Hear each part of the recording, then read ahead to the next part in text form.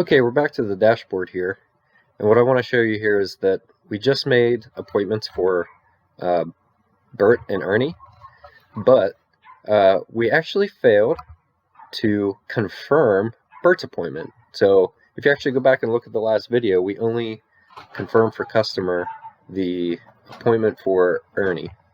So if we look at unconfirmed here, we see Bert. So that's our mistake, so we should just go ahead and confirm. So now that's confirmed, we see them both in expected, and when they're expected, that means, hey, they're confirmed, and we will be expecting to see them being done in the future here. So we can go ahead and check them both in by just clicking this check sign, or we can just cancel the appointment by hitting the cancel. And we also have these options to edit the reservation, add to the reservation, edit the animal profile, edit the owner profile. Some of these other ones we won't really use. The delete reservation, this is for maybe a customer that you know will not show up with their pets. We can view reservation details and so forth. So most of the time we'll just be checking these in when the pets arrive and they're ready to be pulled into the back, and the customer can leave until they're done. So let's go ahead and check in Bert. Okay, we know he's a fighter. And we can check in Ernie. Okay, we know he's a fighter. And now we can see that they are checked in. So these animals are checked in. Now we just really have to do the service that's associated with their appointment today. So both are getting silver baths. So what we can do once the silver bath is done and these pets are ready to be checked out and go home, the checkout process is really just a single click of this shopping cart icon. And what this will tell us, and this is the neat feature about Gingr, is that the owner has multiple pets checked in, and would we like to add all associated reservations to the cart. So the owner's coming back and he's picking up Bert and Ernie. So instead of just checking out Bert, let's check out Bert and Ernie. So okay. Okay, so they're both added to the cart. Click to view the cart. And now we can see the owner here. That's me in this case. I have no open invoices. I have no store credit. And these other things you can just ignore for now. One of the things that we may need to be mindful of is this coupons drop down. And we have several coupons available. The grandfathered $10 forever off coupon, any military discounts, and in the future we'll be doing referrals. So you can use this one, but we don't have any program for that yet, so you can just ignore that. So anytime you need to give a $10 off or a 10% military discount, you can go ahead and do that here. So let's see what happens if we go ahead and do the forever $10 coupon. So we'll see that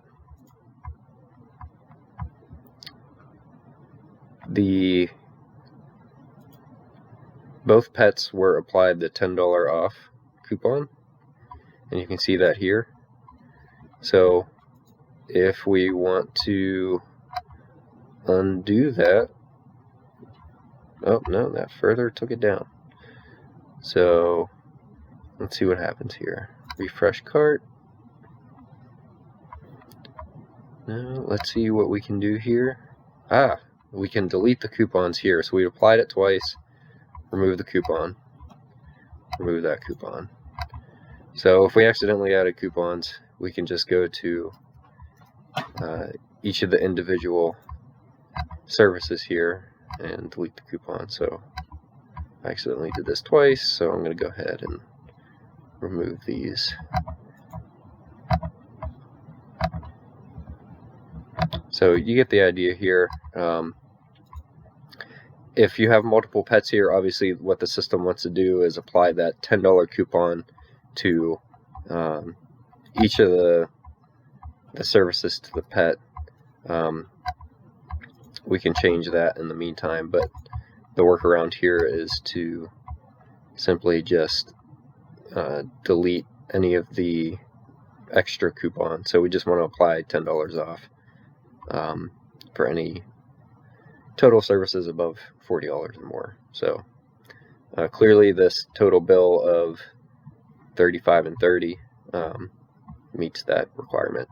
So what you see here is a unit price of $35 for which one is this? For Bert, because what I did in the past was I said because Bert's a fighter, he will need an extra $5 of price to this service because we struggle to deal with this pet and we should charge more. However, even though we've noted Ernie down here is a fighter, maybe he's not as hard to deal with, so we kept the base price at $30. So this is an indication that the prices do propagate forward in time for the last price it was set for. So now we have a complete invoice, and what you'll see here is that we only had 2 services, one for each of the pets, but there's an additional reservation here, which is $0, and that just captures the appointment information, whereas the actual priced item just captures the service that was done. So you're always going to see this, and this setup allows us to define additional services under a particular reservation. So if we had more services under here, it would still go into this single reservation that costs $0. So Gingr totals this for us, computes the tax, and gives us a total. Right now, we have multiple checkout options. So we can check out with payment.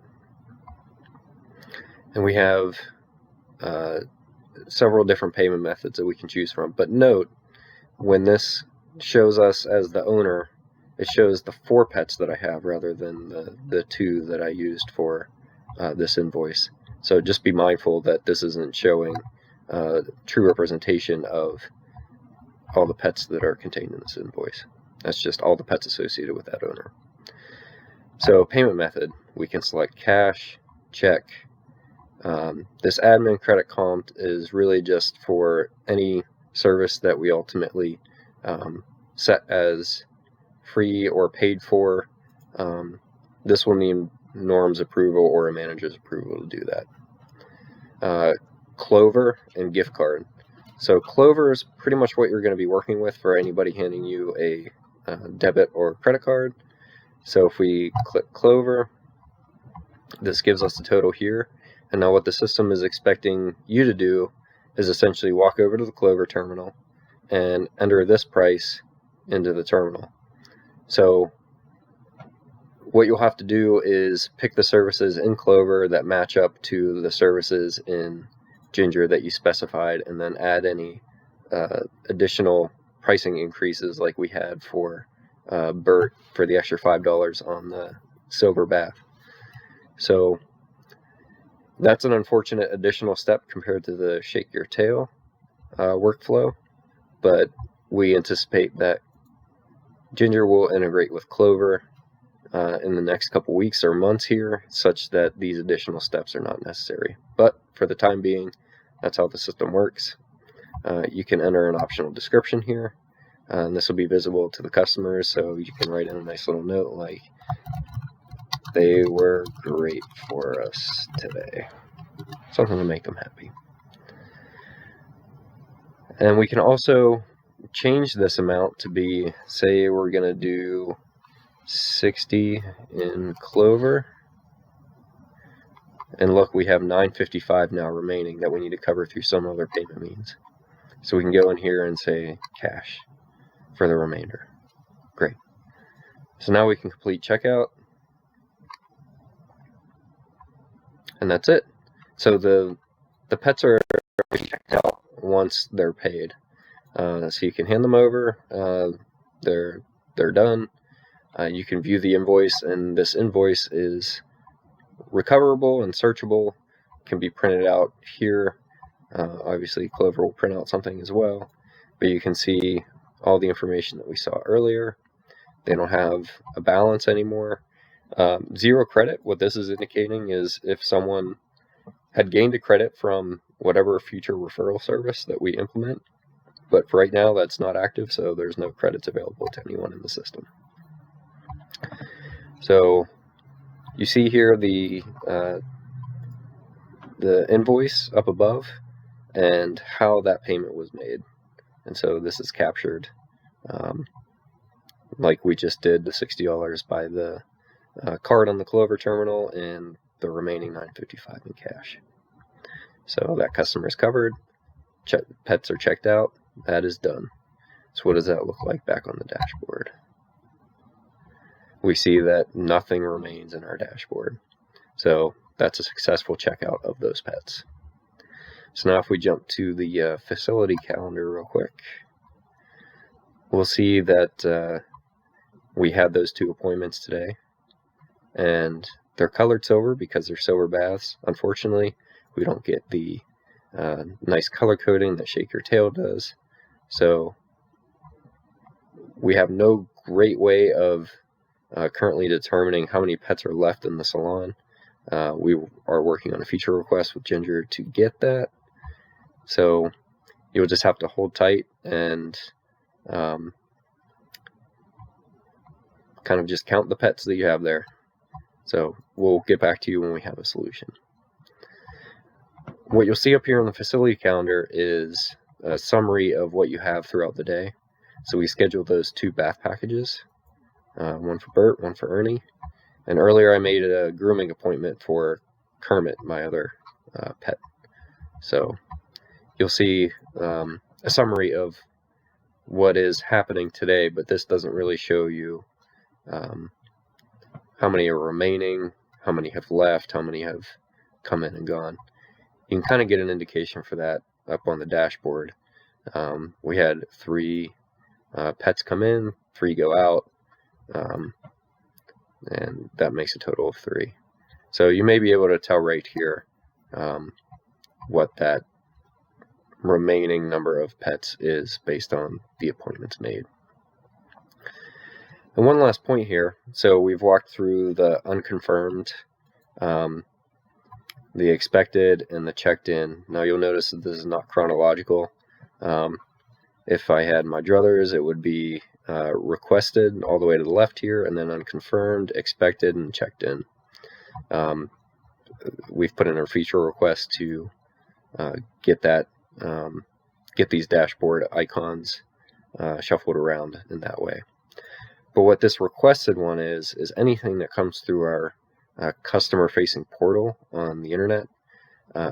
Anytime they make a appointment request, this will show up here as requested. And if you do have something here, basically you go through the same procedure last time, starting essentially from the unconfirmed. So what happens here is that the requested appointment should be within the bounds of the time that the salons are open. So any appointment could be made from 8 a.m. to 4:30 p.m. on the given day for that salon. So if this is Elizabeth, so that would be 7 days a week. If this were Finleyville, that would be Wednesday through Sunday. And should a customer request an appointment online, that appointment will be in a valid time frame for that location, and they would simply request an appointment. It would not be a particular service, because we intend the groomers to have that conversation with that customer when they bring their pet in as to the finality of what services they want, because maybe on the way there they spilled coffee on their dog and now they need a bath instead of whatever other service they were looking to get. So we intend that conversation to happen right as the customer drops their pet off. So that's why we did not make any specific services associated with the customer portal. They can just request an appointment.